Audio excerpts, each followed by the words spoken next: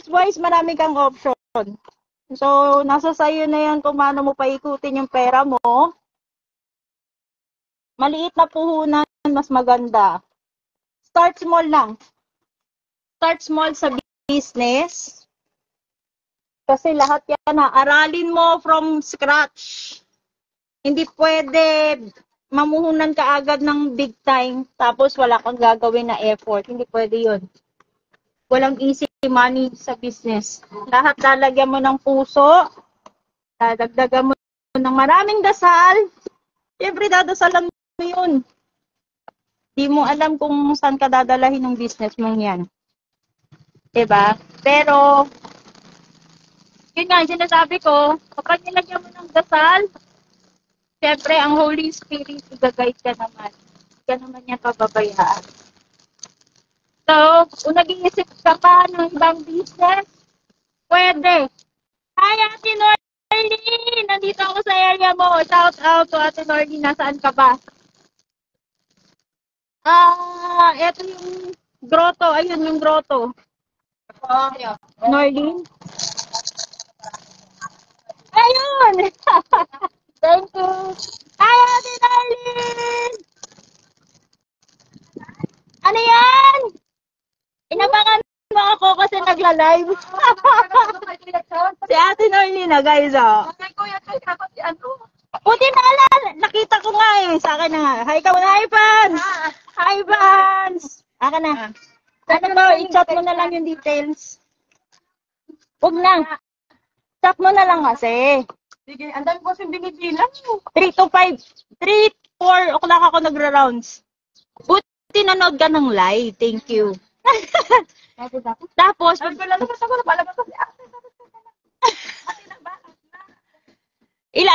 lang to. Mamaya meron pa. O di, daanan ko ng hapon. Sige, ipapakpakan. Dapat maraming tape. O, i-chat mo yung details. Hi, fans! Ha, mga hi, fans! Ganun ko bibilab. Hi! Yan ay yaw. Taray, guys, oh. Grabe! Teka lang. May isi-share ako. Pwede ko i-vlog? Oh, yeah. Wait lang, guys. I'm happy to tell you. Wait lang, guys. Sorry, na-excite ako. From the scratch. Guys, eto. Oo. Kita mo naman. Nakatayo si Ate Norlene. Oh! Ay, grabe, guys! Ang patas? Oh, dahil lang, interview na rin kita. Grabe! Nakareadyhan. Hindi, totoo to, Ate Norlene. Alam mo ba kung bakit? Meron kang tinag sa FB. That was Christmas. Teka lang, pahawak. Tatanggalin ko yung headset ko. Ganyan ka lang. Yan, nasa camera ka naman, hindi ako eh. Talaga naka-live pa? Yes, live na live. Sabi ni Ate Norlene doon sa tag niya, hindi ko talaga makalimutan to, promise. Christmas, mainit. Christmas yon, tapos sabi mo, hindi man ham yung maibibigay ko doon sa mga sower mananahin niya, sana sa susunod, lechon or ham. Parang ganon.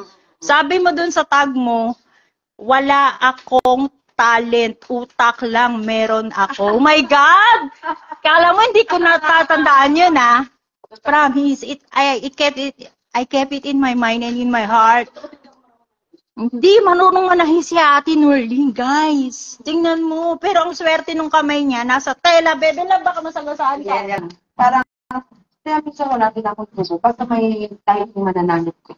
Kumuha ko ng ay akong tubo. Suspindi ko sa kanila. May trabaho sila. Ako wala. Thank you, Lord. Ikaw yung maging way, maging instrument ni Lord. Ilan na sower mo ngayon? Last time I check, 4, Konting yabang, Ate Lorraine. Ilan? Siyam. Wow! Siyam. Guys, siyam. Di siya marunong manahe. Pero. Ano na talent mo? Taga-bili na lang. Ako lang taga-deliver, taga-kausap ng client, ako taga-book kung saan. Diba nakatamakal, transport. Yes. Talaga-inahan. Tsaka hindi ako basta makabenta. Ginagawa ko kung saan makakamura yung customer ng CPP, gusto nila ng bus, hanapin ko yung bus na yun para sa Yung cargo na pwede mag-deliver. Minsan napipunta ako, pag nagkukumute ako, magtatanong ako, paano, gano'n, babalik na naman. Yun, grabe, no? Nasa puso mo na talaga eh. Pagka ganun talaga, i-bless ka ni Lord kasi nag-reach out ka lagi. And, syempre, may mga customer din na makulit, pasaway. Mga client ako, wala akong pang-gas, bakit mo na tatalikan. Sige ba? Seryoso? Oh my God. Hindi ako yung mahirap kapitan. Hirap ako kapag wala akong pagkotse, wala akong